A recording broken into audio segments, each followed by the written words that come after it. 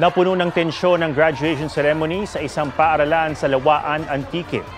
Bago kasi ang graduation march, paakyat ng stage, hinahubad ng principal ang mga toga ng mga estudyante.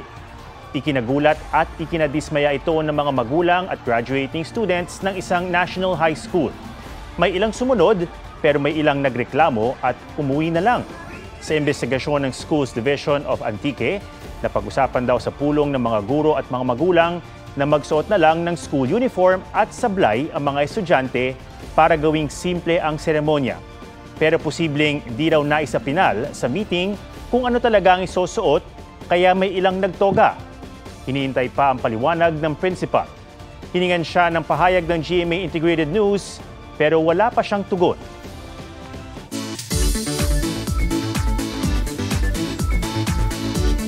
Ngayong long weekend, kung hiking ang trip na malapit lang sa Metro Manila, pwedeng dayuhin ang isang bundok sa Rizal na beginner-friendly.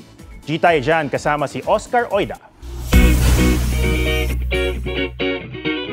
Ito ang destination na swak sa mabilisang takas. Perfectong barkada trip. Matatagpuan lang sa Rizal at beginner-friendly hike pa.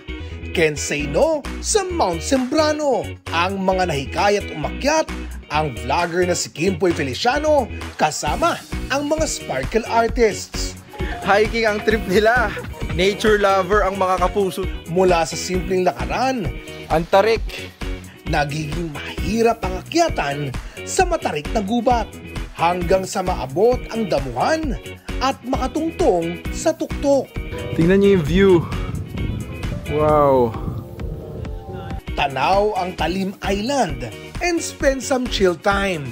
Pero unang peak pa lang yan dahil sa ikalawang tuktok, Nasa clouds na tayo.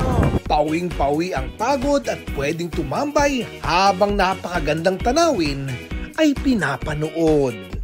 Oscar Oida, nagbabalita para sa GMA Integrated News.